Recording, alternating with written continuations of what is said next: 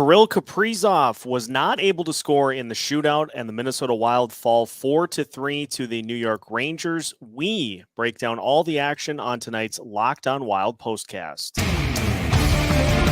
You are Locked On Wild postcast, part of Locked On Sports Minnesota, your team every day.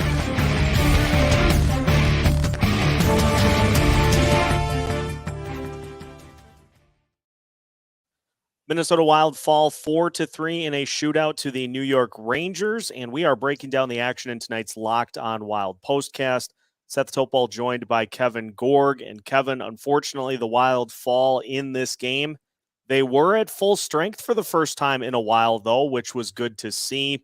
And that is just a tough Rangers team that they went against tonight. Yeah, no question. The Rangers came in playing some great hockey, 11-2-2 in their last 15. Madison Square Garden always has such a great energy. It did tonight. You had some glitzy and glamorous stars like Ryan Reynolds in the bowels of the arena, and it was a great place to watch a hockey game. Minnesota, I thought, had a great start to this game. Exactly what you want in that first period. Got a lead. It seemed to get away from them a little bit in the second period. There were some costly turnovers. They got bottled up a little bit. But this has been a poised team, Seth, on the road all season long. Talked about it on the broadcast tonight. They don't panic, and they seem to settle things down again in the third period. And anytime you lose in a shootout, it leaves not a bitter taste in your mouth, but a weird, like it's how are you supposed to react when it's the shootout? It's a gimmick. They did, I think, enough to win a game, especially that penalty kill in overtime. But in the end, they only get 1 point. Yeah, a weird situation at the end of the game with the too many men in a 3-on-3 overtime period. And Dean Evison was not happy about it, to say the least. But credit to Jonas Brodin, Jared Spurgeon, Joel Eriksson-Ek, and Marc-Andre Fleury for killing that penalty off, as that was a dicey point in the game, to say the least.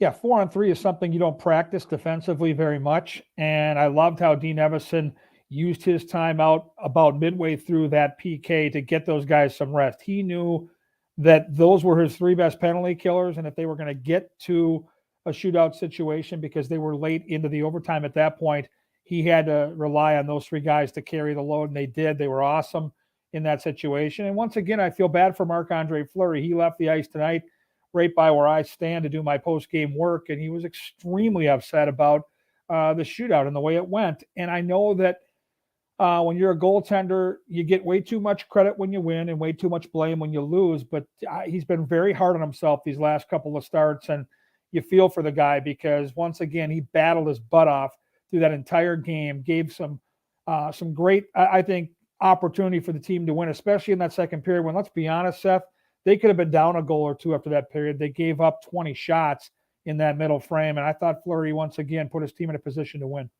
Well, and I was looking at some of the analytics after the game, and a lot of high danger chances for the Rangers in this game. I think they had 25 total, and those are just the highest magnitude shots for your goalie to try to make saves. And so it's asking a lot for your goalie to have to contend with that many point blank looks for such a good shooting team like this Rangers squad.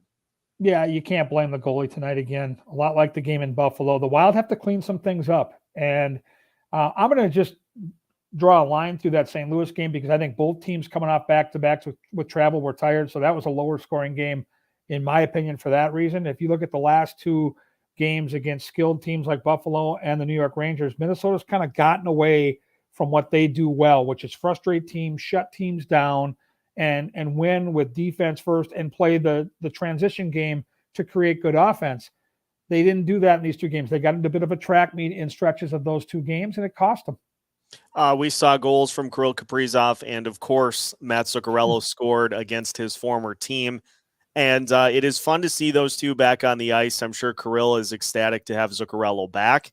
But I thought it was pretty eye-opening to see some of Zuccarello's comments after the game, just not really thrilled with how the team played at all in those first two periods. And you like to see leaders like that be honest about how things are looking, but obviously he, I'm sure, was more upset at the loss in general than the play overall. Yeah, I think Mats Zuccarello, Marcus Foligno, I had a conversation with him after the game here when we got back to the hotel. They were extremely disappointed. And I think if you're a fan of the Minnesota Wild, that's what you want. You want to see that emotion. You want to see that reaction, because if you look at the Western Conference right now, if you look at the Central Division right now, there isn't a lot of room for error. Everybody keeps winning. Dallas won again tonight. St. Louis rallied for a win.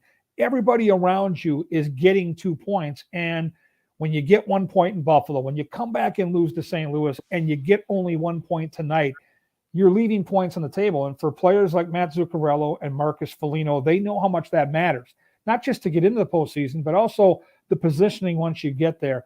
And so I like to see that frustration. I think you're going to see this team shore some things up. They've got the day off tomorrow, a bus ride to Long Island in the late afternoon. And Dean Evason talked about, rather than put them on the ice and run them through the paces with some simple things like getting the puck in deep, let's actually go over the video footage. Let's have a conversation. Let's come out on Thursday night and let's just execute. This is a veteran team. This is a smart hockey team. And I think you're going to see a much more disciplined effort against the Islanders in a couple nights. Mason Shaw was the fourth liner that drew the scratch today, and we've talked about it in leading up to this point, getting back to full health, that there were going to be some tough lineup decisions for this team going forward. Obviously, for a young player like Shaw, who worked as hard as he did to get up here, you don't want to be the guy who is the odd man out, but I don't anticipate him being the guy that draws that every night. You've got guys up and down the lineup that could benefit, especially on this road trip, from a day off just to try to kind of keep themselves fresh down the stretch. Yeah, I'll be very curious to see how Dean Evason plays this here in the next couple of weeks. Being around the NHL for 17 years, teams don't stay fully healthy very long. It's a rare thing, especially now 40 games into the season. It's not going to last. It's a luxury. It's great to have that competition. Mason Shaw is going to find himself back in this lineup at some point. There's no doubt in my mind. And there are going to be injuries, and you have to be ready for that, and you have to weather the storm. The one thing that Minnesota brings to the table is depth. They've got depth at all three positions. I like the way both goalies are playing. You've got a really good defenseman in Alex Galagaski, who hasn't played a lot of hockey lately. And so that depth can be a weapon in kind of the dog days of the season. And I always look at games 30 through 70, that middle chunk where you're hurt, you're banged up, you're tired, there's travel, before you can see the light at the end of the tunnel is when you really need to rely on that depth, and Minnesota's got it right now, and that should help them. Minnesota Wild's coming up short 4-3 in a shootout tonight against the New York Rangers. We'll take a look at the Islanders game on Thursday. We'll talk about Matt Boldy a little bit as well as we continue our Locked On Wild postcast after a word from our sponsors, which tonight include betonline.net. BetOnline.net is your number one source for sports betting info plus stats, news, and analysis. You can get the latest odds and trends for every professional and amateur league out there, from the NFL playoffs to the NBA, the NHL, and college basketball. They've got it all at betonline.net. And if you love sports podcasts, you can even find those at BetOnline as well.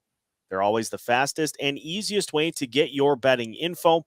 So head to their website today or use your mobile device to learn more about the trends and the action at BetOnline, where the game starts. Minnesota Wild come up short in a shootout 4-3 tonight to the New York Rangers. Our Locked On Wild postcast continues. Seth Topol joined by Kevin Gorg. And Kevin, I know there has been some chatter about Matt Boldy's turnovers starting to kind of pile up here over the last few games, and with the Kaprizov line getting back together and scoring a couple of goals, I think some of that spotlight kind of shifts to trying to get that Matt Boldy line going with Ryan Hartman and Freddie Gaudreau as well. Yeah, there's no doubt. Tonight's turnover was a big one. It led directly to a goal. It was a situation where I know Matt would want to have it back and throw that puck in deep. And I think, social media now and fans have the ability to go out there and vent their frustration. But remember, this kid could still be playing college hockey. He's a young kid. He's in his second year. He hasn't played yet 100 games in this league. And, he's going to make mistakes. But I think if you're Matt Boldy right now, I think it's a good chance to kind of reassess, what you want to do and how you want to go about your business.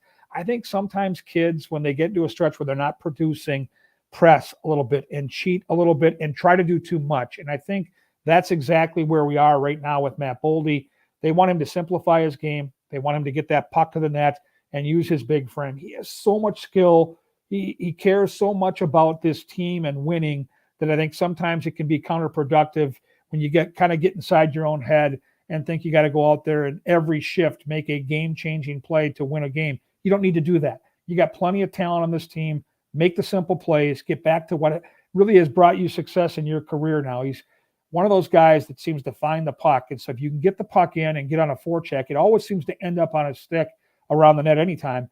And then you'll get some good chances from doing it the right way rather than trying to dangle, trying to do that one extra move, especially in the neutral zone, and get burned the other way. It was good to see Brandon Duhaime and Connor Dewar reunited on the fourth line. Those guys have a lot of fun playing together, and having the luxury of deploying that fourth line with both Duhaime and Dewar and Ryan Reeves is going to be something that is going to benefit this team down the stretch, because those guys all play hard. They bring physicality, and I think they bring a spark, most importantly, as well.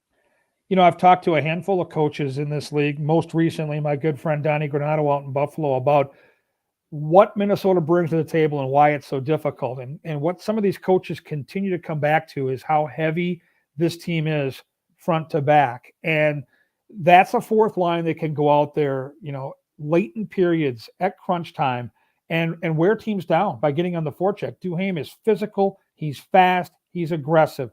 Ryan Reeves is an animal. He gets in there. He just grinds people down on the wall. And you look at the Eck line. We talk about the Grief line and how physical they are.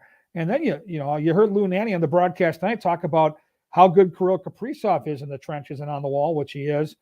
This is a team that can play that style of hockey and wear teams down. And if you've got four lines that can all play hard hockey, big, strong hockey on the wall, teams don't want to do that for 60 minutes. And so, that's a huge asset. And I think that kind of gets lost in the shuffle when you look at like how the Wild played the second half of the year last year, Seth, and how they seem to be better late in the year when teams were getting tired. That's a couple things. It's the depth they have, 4 lines and 60, and how much they rely on that depth, but it's the physical play that can grind teams down when teams don't want to be there. The Islanders up next, and we talked a little bit about it in our previous postcast, but an Islanders team that they're hanging around the postseason conversation as of right now. It seems like they're kind of up, kind of down, but Zach Parise is having himself a heck of a season so far, and so he wants to try to get one in against his former team. Well, and you also know you've got a roster full of guys with connections. You mentioned Zach Parise. I mentioned Hudson Fasching, former Golden Gopher on our last podcast. And then you think about Anders Lee and Brock Nelson. This is a team that's full of guys that want to play well against Minnesota. They know this game will be on TV back home for their family and friends. So, it's going to be a tough match for Minnesota. The Islanders tonight played Dallas all the way to the wire and lost in extra time. So, I expect a low-scoring, tight game where mistakes are going to matter. And I'll be very curious to see what kind of adjustments Dean Evason makes, if there'll be any lineup changes, who will be in goal. I think that's a question mark. You've got days in between games. So even though we assume it might be Gustafsson and maybe, he's feeling healthy again and ready to go, that's fine. But you've got 3 games this week. So someone's going to get 2, likely someone's going to get 1. And I think this is a really, really important game. I look at this game and Saturday's game, and there's no such thing as a must-win here in January. It's ridiculous to say it that way. But if you know what you've got coming on that road trip, and I've mentioned it before, Washington, Carolina, the Florida Panthers, Tampa Bay Lightning, you're going to be a substantial underdog in at least 3 of those 4 games, if not all 4. These are 2 games where you are likely going to be the better team, and you got to go out there and play like it. You got to earn those 2 points. But if they can do that, then you get a little momentum and give yourself a chance to kind of catch your breath, because these last 3 nights, the Wild have walked away a frustrated hockey team. Well, and it's the difference in mindset, too, of going into that stretch maybe on a 2-game winning streak as opposed to losing 4 out of 5 or losing, I hope not, 5 in a row. Yeah, it's a critical juncture. And, every season presents challenges for all these teams. And the Wild are at kind of a crossroads where they had been playing really good hockey. They've been a couple of really heartbreaking losses here along the way. The Buffalo game, they had a lead. They had a lead tonight in the 3rd period. So now it starts to mount up a little bit where you start to feel it a little bit. And so I think this game on Thursday will really have a big impact on what happens Saturday. And so if you can go out there on Thursday night, play a full, complete 60-minute smart game on the road against the Islanders, win a low-scoring 2-1 or 3-2 type of game, that gives you a chance to kind of say, okay, we're back to who we are. This is our identity.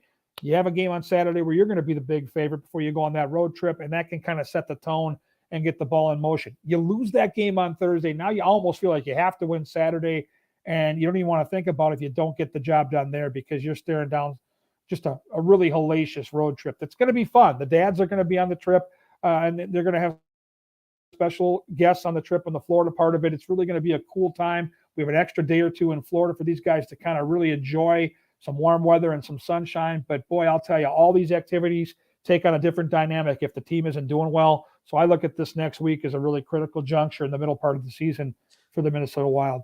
We'll hope that they are able to get it done on Thursday against the Islanders. Kevin, thank you as always for the time. That'll conclude tonight's Locked On Wild postcast. Listeners, make sure you're subscribed to Locked On Wild wherever you listen to your podcasts. We've got these postcasts. We've got pregame content. We've got new episodes all week long as we keep you up to date on all things Minnesota Wild. So until our next postcast, make sure you check out everything we have to offer. New episodes every Monday through Friday as part of the Locked On Sports Podcast Network.